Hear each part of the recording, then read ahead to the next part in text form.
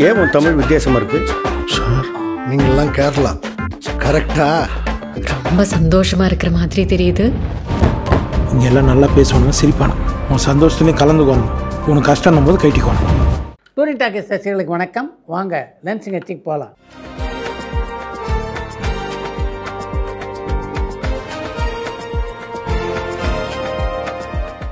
என்னம்மா முதல் கேள்வி?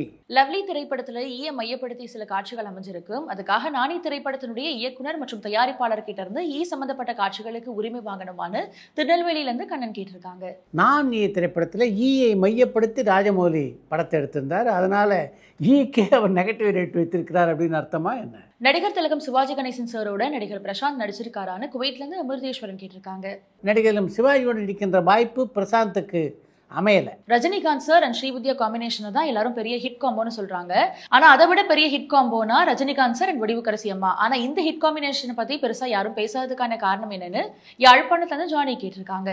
சினிமா உலகம் அப்படின்றது ஒரு மாய உலகம் அப்படின்னு பலமுறை நான் இந்த நிகழ்ச்சியில் சொல்லியிருக்கேன். இங்கே யார் எப்போ பிரபலமாவாங்க, எந்த ஜோடி எப்போ பிரபலமாகும், எந்த ஜோடி எப்போ பிரபலம் இல்லாமல் ஆகிவிடும் அப்படின்றலாம் யாராலும் கணிக்க முடியாது. இயக்குனர் வெங்கட் பிரபு அடுத்து யாரோட படம் பண்ண இருக்காரு, அது தமிழ் படமா அல்லது வேறு மொழி திரைப்படமானு காஞ்சிபுரம்ல இருந்து சரவணன் கேட்டிருக்காங்க. ஒரு மாதத்துக்கு முன்னால் வெங்கட் பிரபுகிட்ட பேசிட்டு இருக்கும்போது தன்னுடைய அடுத்த படம் சிவகார்த்திகேயனோடு தான் அப்படின்றத தெளிவாக அவர் சொன்னார். இதுக்கு நடுவில் ஏதாவது ஒரு படம் பண்ணுற எண்ணம் இருக்கிறதா அப்படின்னு கூட நான் வெங்கட் பிரபுகிட்ட கேட்டேன். அப்படி எந்த எண்ணமும் இல்லை அப்படின்னு சொன்னார். இப்போ அவருடைய மனநிலையில் ஏதாவது மாற்றம் ஏற்பட்டிருக்கா அப்படின்னு தெரியல. நடிகர் சேட்டனுக்கு நல்ல நல்ல பட வாய்ப்புகள் தொடர்ந்து வந்துட்டு இருக்கு. அவர் நிறைய நல்ல படங்களை நடிச்சிட்டு இருக்காரு. அவர் அடுத்து நடிகர் பிரகாஷ் ராஜுக்கு இணையான ஒரு சிறந்த வில்லன் நடிகரா வரதுக்கான வாய்ப்புகள் இருக்கான்னு நெல்லையில இருந்து ஐயப்பன் கேட்டிருக்காங்க. மிக நீண்ட காலத்துக்கு பின்னால இப்போதான் சேத்தனுக்கு நல்ல நல்ல கதாபாத்திரங்கள் வருகின்றன. இது மாதிரி தொடர்ந்து நல்ல கதாபாத்திரம் நடிக்க வாய்ப்பு அவருக்கு அமையுமானால் நீங்க குறிப்பிட்டிருக்கிற மாதிரி ஒரு நல்ல இடத்துக்கு ஒரு ஒருவருக்கு எல்லா வாய்ப்பும் இருக்கு. சார், கலைன்றது மொழி இனம் நாடுக்கு அப்பாற்பட்டது. ஆனா பாகிஸ்தான் நடிகர் நடிகைகளை இந்திய சினிமாவை விட்டு நீக்குறாங்க. அதுக்கு பாய்காட்னும் எல்லாரும் எதிர்ப்பு தெரிவிக்கிறாங்க. இதை பத்தி நீங்க என்ன நினைக்கிறீங்கன்னு வில்லியனூர்ல இருந்து அரவிந்தர் லோச்சன் கேட்டிருக்காங்க. கலை என்பது மொழி நாடு இனம் எல்லாவற்றுக்கும் அப்பாற்பட்டது அப்படின்றதுலாம் உண்மைதான். ஆனா இப்போது இந்தியா எந்த மாதிரியான ஒரு சூழ்நிலை இருக்கு அப்படின்றது உங்கள் எல்லாருக்கும் நல்லா தெரியும். இந்தியாவிலே பாகிஸ்தானில் இருக்கவே கூடாது என்று அரசாங்கம் தடை வைத்திருக்கிறது. அப்படிப்பட்ட சூழ்நிலையில் பாகிஸ்தானை சேர்ந்த நடிகர் நடிகைகளை இங்கே இந்திய படங்களை நடிக்க வைக்கிறது எப்படி சாத்தியமாகும்? லக்கி பாஸ்கர் திரைப்படத்துக்கு அப்புறமா நடிகர் ராம்கி வேறு படங்கள்ல ஒப்பந்தமாகி இருக்காரான்னு தோரன்மலையிலிருந்து சின்பகிராமன் கேட்டிருக்காங்க. ராம்கி புதிதாக எந்த படத்திலும் நடிக்க ஒப்பந்தமாயிருப்பதாக தெரியல. சூப்பர் ஸ்டார் ரஜினிகாந்த் சார் அடுத்து ரசிகர்களை சந்திக்கிற வாய்ப்புகள் ஏதாவது இருக்கான்னு கோவைப்புதூர்ல இருந்து பாபு கேட்டிருக்காங்க. ரஜினி மட்டும் அறிவித்தபடி அரசியல் அடி எடுத்து வைத்திருந்தார் என்றால் நிச்சயமாக தொடர்ந்து அவரை சந்திக்கக்கூடிய வாய்ப்புகள் உங்களுக்கு கிடைச்சிருக்கும். அது நேராமல் போனதில் தான் அவரை சந்திக்க வாய்ப்பு இல்லாமல் பல ரசிகர்கள் உங்களை போல திண்டாடிட்டு இருக்காங்க. ஒரு பெரிய மாநாட்டினை நடத்தி உங்களை போன்ற ரசிகர்கள் எல்லாம் ரஜினி சந்தித்தா நல்லா இருக்கும் அப்படின்னு தான் நானும் நினைக்கிறேன். காலனின்ற சொல்ல புழக்கத்துல இருந்து நீக்கிறதுக்கு அரசாணை வெளியிட்டு நடவடிக்கைகள் எடுக்கப்பட்டு வருது. அப்பனா 7G ரெயின்போ காலனி பார்ட் 2 திரைப்படம் உருவாகிறதுக்கான வாய்ப்புகள் இல்லையான்னு பாண்டிச்சேரியில இருந்து பெருந்தமிழன் கேட்டிருக்காங்க. காலனி என்ற சொல்லை நீக்க வேண்டும் என்ற அரசாணை நிச்சயமாக ரெயின்போ காலனி 2 திரைப்படத்துக்கு எந்த பாதிப்பையும் ஏற்படுத்தாது. இப்பெல்லாம் பெரும்பாலான பெரிய திரைப்படங்கள் வியாழக்கிழமையே ரிலீஸ் ஆகுது. ஒரு நாள் வசூல்ன்றதை எக்ஸ்ட்ரா தாண்டி வேற ஏதாவது நன்மைகள் இருக்கா? இந்த வழக்கம் சரியானதான ஸ்ரீலங்கால இருந்து மதிஷாந்த் கேட்டிருக்காங்க. ரஜினிகாந்தை பொறுத்த வரைக்கும் அவர் ராகவேந்தருடைய தீவிர பக்தர் அப்படின்றதுனால அவருடைய படங்கள் வியாழக்கிழமை வெளியாகணும் அப்படின்றத அவர் விரும்பினார். அதை தாண்டி மற்ற பல தயாரிப்பாளர் இயக்குநர்களும் இப்போதெல்லாம் வியாழக்கிழமையிலே தங்களுடைய புதுப்படங்களை வெளியிடுகிறார்கள் என்றால் அதுக்கு முக்கியமான காரணம் வியாழக்கிழமைக்கான கலெக்ஷனும் சேரட்டுமே அப்படின்ற ஒரே எண்ணம் தான். சார், நாங்கள் இலங்கையில் இருக்கோம். இங்கே மலையாள படங்களுக்கு பெரிய ரசிகர் கூட்டமே இருக்கு. ஆனால் இங்கே இருக்கிற திரையரங்குகளில் மலையாள திரைப்படங்கள் திரையிடப்படுறதில்லை. இதை பற்றி இங்கே இருக்கவங்க கிட்ட கேட்டால் விநியோகிஸ்தர்கள் அதுக்கான முயற்சிகள் எடுக்கிறது இல்லைன்னு சொல்கிறாங்க. உங்களுக்கு தெரிஞ்ச மலையாள தயாரிப்பாளர்கள் கிட்ட இதை பற்றி பேச முடியுமான்னு மட்டக்களப்புல இருந்து மயூரன் கேட்டிருக்காங்க. உங்களுடைய கேள்வியை படித்த உடனே ஒரு மலையாள பட விநியோகஸ்தருக்கு தான் அடுத்து நான் ஃபோன் பண்ணேன். இந்த ரசிகர் ஏதோ மலையாள படத்தெல்லாம் விரும்பி பார்க்குறாரு போல இருக்குது. ஆனால் இலங்கையில் பொதுவாக மலையாள படங்களுக்கு மிகப்பெரிய வரவேற்பு இல்லை. அதனால தான் நாங்கள் அங்கே மலையாள படங்களை வெளியிடுவதில்லை என்றார் அவர். மலையாளத்தில் வெளியாகி இருக்கிற தொடரும் திரைப்படத்தை நீங்க பாத்துட்டீங்களா? அது பிளாக் பஸ்டர் வசூலை பெற்றுட்டு இருக்கே. இயக்குனர் இமயம் பாரதிராஜா சார் அதுல ஒரு கேமியோ ரோல் பண்ணியிருக்காரு. அதை பத்தி உங்ககிட்ட அவர் ஏதாவது ஷேர் பண்ணாரான்னு கேரளால இருந்து ஜெயராஜ் கேட்டிருக்காங்க. தொடரும் படத்தை நான் இன்னும் பார்க்கல. அந்த படத்திலே நடித்த போது ஏற்பட்ட அனுபவத்தை பற்றி பாரதி ராஜா என்கிட்ட பேசலை. ஆனால் அந்த படத்திலே பாரதி ராஜாவோடு நடித்திருந்த இளவரசு என்கிட்ட பேசினார். பாரதி ராஜாவோடு அந்த மலையாள படத்தில் நடித்தது ஒரு சிறந்த அனுபவமாக எனக்கு இருந்தது அப்படின்னார் இளவரசு.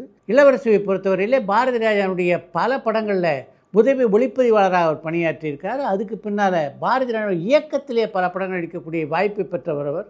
அப்படிப்பட்ட இயக்குனரோடு நான் சேர்ந்து நடித்தது எனக்கு மிகுந்த மகிழ்ச்சி தந்தது அப்படின்னு என்கிட்ட ஒரு சமயம் குறிப்பிட்டார் இளவரசு. சார், நான் சமீபத்தில் தான் ஸ்ரீ ராகவேந்திரா திரைப்படத்தை பார்த்தேன். ஸ்பிரிச்சுவலாக ரொம்ப அருமையாக இருந்துச்சு. ஆனால் இப்போ தான் எனக்கு தெரியும் அந்த திரைப்படம் ஒரு தோல்வி படம்னு. அந்த திரைப்படத்தை இப்போ ரிலீஸ் பண்ணால் அது நல்லா ஓடுறதுக்கான வாய்ப்புகள் இருக்கா? அந்த திரைப்படம் ரிலீஸ் ஆன டைமில் தோல்வி அடைஞ்சதுக்கான காரணம் தெரிஞ்சால் ஷேர் பண்ண முடியுமான்னு ஹைதராபாத்லேருந்து ஸ்ரீராம் கேட்டிருக்காங்க.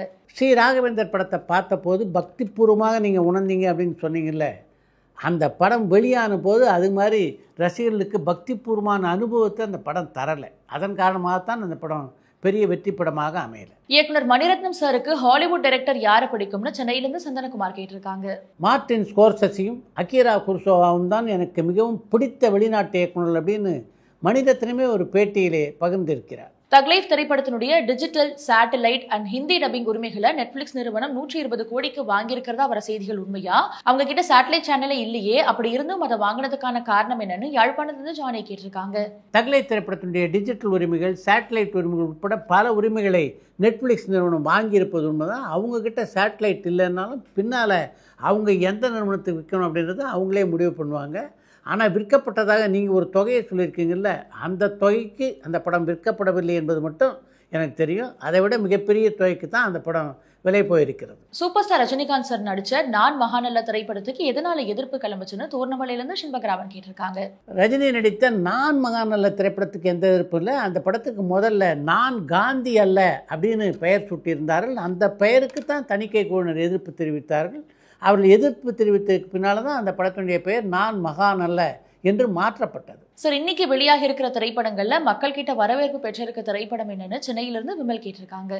சூர்யாவுடைய ரெட்ரோ திரைப்படத்தை பொறுத்த வரைக்கும் சூர்யாவுடைய ரசிகர்கள் மிக ஆவலோடு நீண்ட நாட்களாக எதிர்பார்த்து கொண்டிருக்கிற படம் அப்படின்றதுனால அந்த படத்துக்கு மிகப்பெரிய வரவேற்பு கிடைத்திருக்கிறது. டூரிஸ்ட் ஃபேமிலி திரைப்படத்தை பொறுத்த வரைக்கும் அந்த படத்தினுடைய ட்ரெய்லர் தமிழ் சினிமா ரசிகர்கள் பல பேரை கவர்ந்த ட்ரெய்லராக அமைந்தது. அதனால் அந்த படத்துக்கும் மிகப்பெரிய வரவேற்பு இருக்கிறது. நடிகர் அஜித் சார் அடுத்து யார் கூட படம் பண்ண போறாருன்னு வெள்ளூர்லேருந்து கிஷோர் கேட்டிருக்காங்க. அடுத்து யாருடைய படத்தில் நடிப்பது, யாருடைய இயக்கத்தில் நடிப்பது அப்படின்றதெல்லாம் இன்னும் அஜித் முடிவெடுக்கவில்லை என்பதுதான் உண்மை.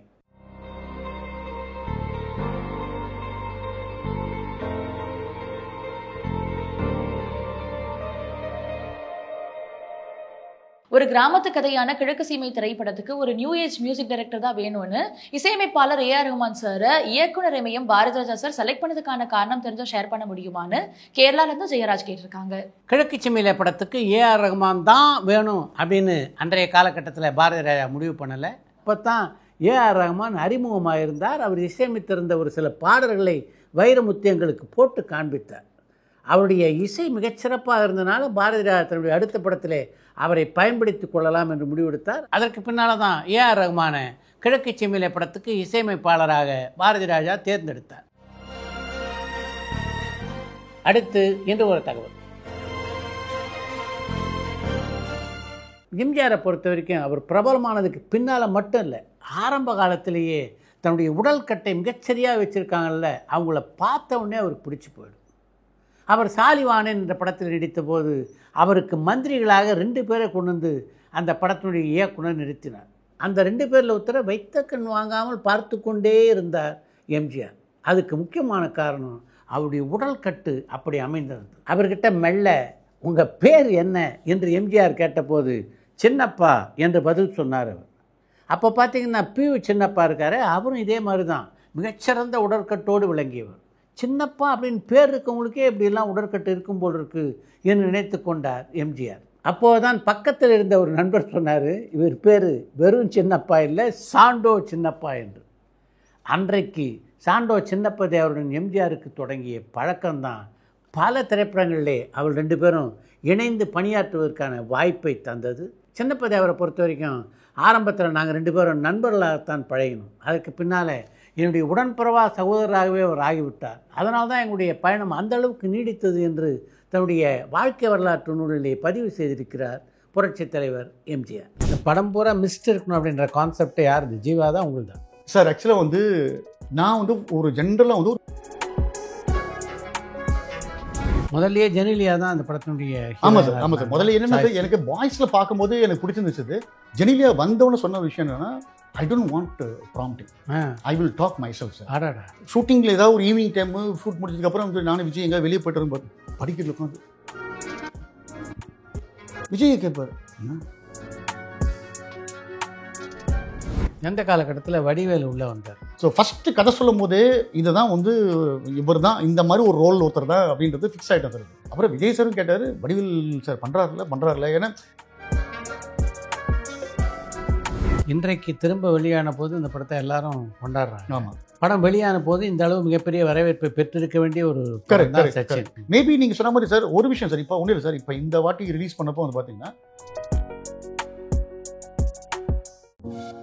பரபரப்பான சினிமா செய்திகள், நட்சத்திரங்களின் பேட்டிகள், சினிமா வரலாறு ஆகியவற்றை பார்க்கவும் படிக்கவும் உங்களுக்கான இணையதளம் tourantalkies.co.